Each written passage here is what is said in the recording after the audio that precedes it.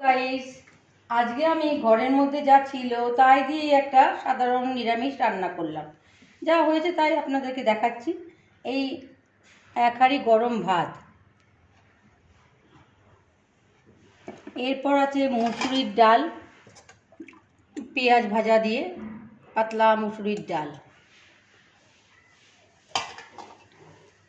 এবার হিং ফোড়ন দিয়ে পাঁচমিশালি তরকারি ওই ডালের সাথে খাওয়ার জন্য। এটা হচ্ছে চিকেনের একটা স্যুপ বানিয়েছি। এই মেয়ে স্কুল থেকে এসে খাবে, ওর একটু শরীরটা খারাপ আছে, ওই জন্য চিকেনের স্যুপ বানিয়েছি, ওটা এখানে রেখেছি।